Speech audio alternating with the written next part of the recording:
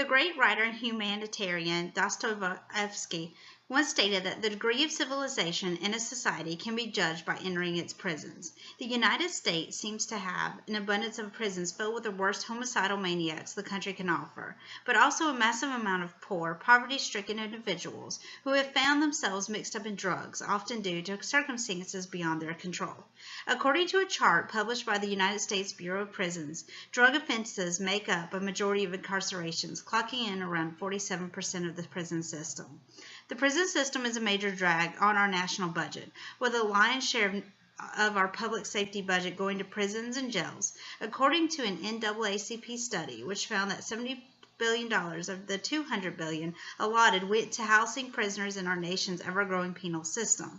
Sadly, all of this money is not money well spent, as a majority of these offenders, nearly 77%, according to the National Institute of Justice, will find themselves returning to jail at some point. One of the primary problems with drug abusers today is that many started as legal users. The modern medical obsession with prescribing opioid painkillers for all kinds of issues, some serious, some not, has produced a new type of accidental drug addict. These addicts require special medical accommodations and treatments, or else severe medical issues, including death, could result. A major problem with our current setup is that prisons don't really offer the type of medical treatment that help people deal with the chemical and psychological addictions that come with chronic drug abuse. Perhaps even more scary is that prisons can actually exacerbate the problems that many of these mentally ill patients have upon entry, as they are denied proper medication to help deal with chemical addictions, but can readily find them through prison black market systems, often pulling them even deeper into a world that only serves to build more mental issues. Sadly, the general public has a view of drug users and addiction that does not represent the entirety of the situation. The first complaint commonly heard is that rehabilitation programs are too expensive, but honestly the prison system is more expensive. According to a study by McVeigh, Chiardi, and Ziedenberg, the average cost for housing an inmate is conservatively set around $20,000 yearly, while treatment centers can run about $1,800 to $6,800. That is over half the cost even at the high end of the spectrum, meaning that this is actually a more financially viable path for nonviolent drug addicts. The second most common argument against a rehab center plan is that drug abusers broke the law and deserve punishment, not a vacation in a rehabilitation facility. This is a common statement from people who haven't seen what poverty can do to a community and a person's psyche. For many people, drugs are used as an escape from pain, not as a way to have fun.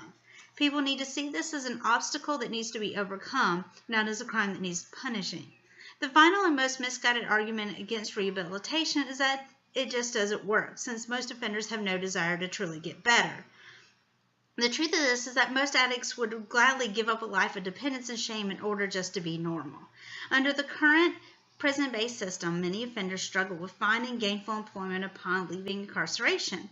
According to a recent New York Times and CBS News poll, men with criminal records account for 34% of all non-working men aged 25 to 54. This is about 1/3 of the men who would be at the peak of their employability unemployed, mainly due to the stigma of hiring convicts. Beyond just the immediate problems with financial difficulties, the National Institute of Justice recidivism claims that upon re-entering society, former offenders are likely to struggle with substance abuse, lack of adequate education and job skills, limited housing options, and mental health issues. A rehabilitation and education system will keep their records clean and provide for them a way out of this vicious cycle, as well as doing this in an environment that is much more positive and likely to engender change that will stick. The fact is, prisons don't work. They aggravate the situation. As the Global Commission on Drug states, criminalization has resulted in increased use of harsh punitive sanctions imposed on drug offenders and dramatic increases in rates of incarceration. These policies have had limited impact on eliminating or reducing illegal drug use and may have resulted in adverse consequences for social and community health. The criminal justice system has proved to be an ineffective forum for managing or controlling many aspects of the drug trade or the problem of illegal drug usage. In order to fix this problem and start making positive progress, individuals will need to alter their views of drug addicts and the rehabilitation facilities that can in many ways save the lives of these marginalized members of society. To start, Drug addicts must stop being viewed as a degenerate bottom rung of our society.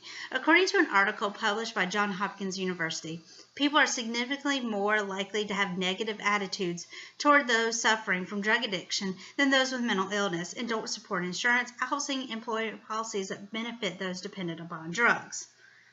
Beyond just opinions on addicts changing, communities need to alter their beliefs on rehab facilities in general. A recent study by a leading realty group claimed that when an abuse treatment center plans to open in a residential neighborhood, many property owners respond with a not in my backyard attitude, arguing that recovering addicts could bring a higher crime risk. Finally, and perhaps most importantly, we need to alert our politicians to our concerns and make them understand that business as usual is unacceptable, and that we want to see real change in the drug policy to push for programs that help people and provide them an opportunity to get out of the hole that drugs have placed them in.